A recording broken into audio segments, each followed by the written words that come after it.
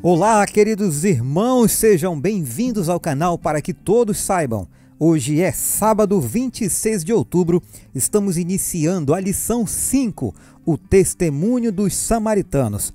Vamos orar para começarmos o estudo dessa semana.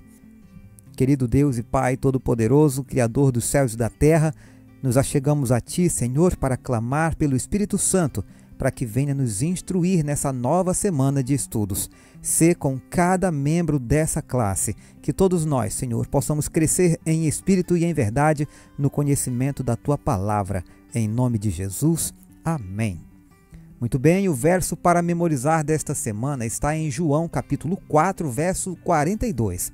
E diziam à mulher: agora não é mais por causa do que você falou que nós cremos, mas porque nós mesmos ouvimos e sabemos que este é verdadeiramente o Salvador do mundo. Quem eram os samaritanos? Foram um povo formado quando Israel, o reino do norte, foi levado em cativeiro pelos assírios em 722 a.C. Para criar estabilidade política, os assírios dispersavam seus cativos por todo o império. Assim, muitos cativos de outras nações foram levados para povoar o reino do norte, e estes se misturaram com os israelitas e se tornaram os samaritanos, um povo miscigenado que praticava sua própria forma de judaísmo. Porém, as relações entre eles e os judeus não eram boas. Por exemplo, os samaritanos trabalharam contra a reconstrução do templo quando os judeus regressaram de Babilônia. Os samaritanos construíram seu próprio templo, localizado no Monte Gerizim. Mas esse templo foi destruído pelo governante judeu João Hircano em 128 a.C. Na época de Cristo, essa hostilidade continuava. Os judeus, tanto quanto possível, evitavam Samaria. Embora o comércio tenha continuado, outras interações eram evitadas. Os judeus não pediam empréstimos aos samaritanos, nem recebiam favores deles. Nesse contexto, João narra o encontro entre Jesus, a mulher junto ao poço e a população da cidade samaritana de Sicar. Vamos ouvir os comentários de Ellen White. Cristo foi o maior mestre que o mundo já conheceu. Veio à Terra a fim de difundir os brilhantes raios da verdade para que os seres humanos pudessem ser habilitados para o céu. Para isso vim ao mundo, declarou ele, a fim de dar testemunho da verdade. João capítulo 18, verso 37. Ele veio para revelar o caráter do Pai, para que os seres humanos fossem levados a adorá-lo em espírito e em verdade. A necessidade de o ser humano ter um mestre divino era reconhecida no céu.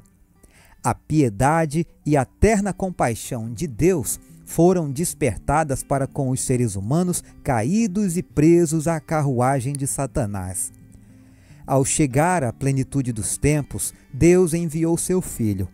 Aquele que tinha sido designado no Conselho Celestial veio à Terra como instrutor do ser humano. Pela grande generosidade de Deus, foi ele dado ao mundo. A fim de satisfazer as necessidades da natureza humana, ele tomou para si a humanidade. Para assombro dos seres celestiais, o Verbo Eterno veio ao mundo como um frágil bebê.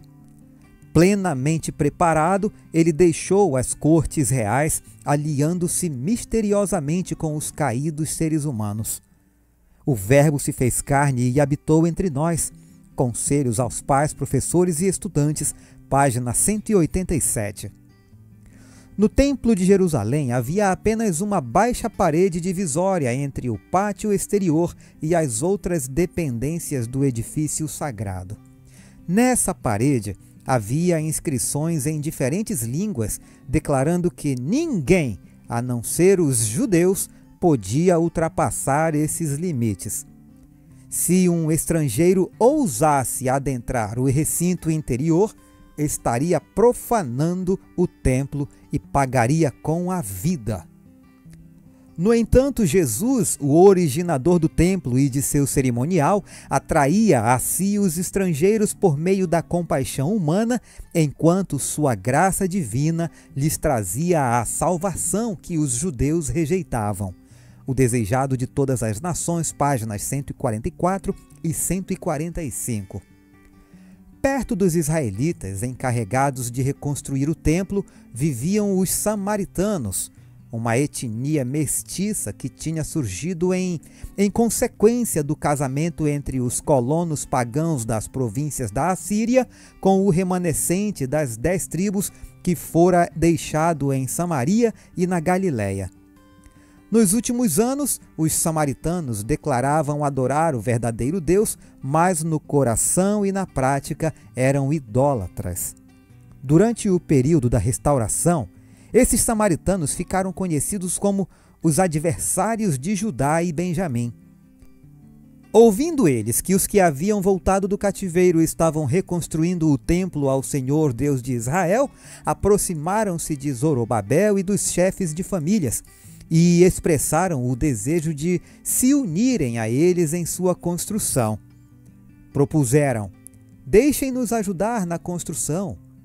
Porém, o privilégio que pediam foi recusado. Vocês não têm nada a ver conosco na construção do templo ao nosso Deus, os líderes de Israel declararam.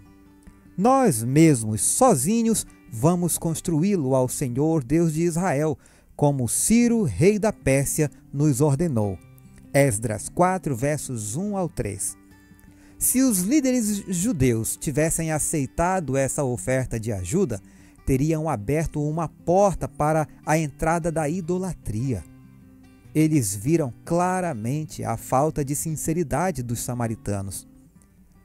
Compreenderam que o auxílio alcançado por meio de uma aliança com esses homens nada valeria em comparação com as bênçãos que poderiam esperar receber se seguissem os claros mandamentos de Jeová.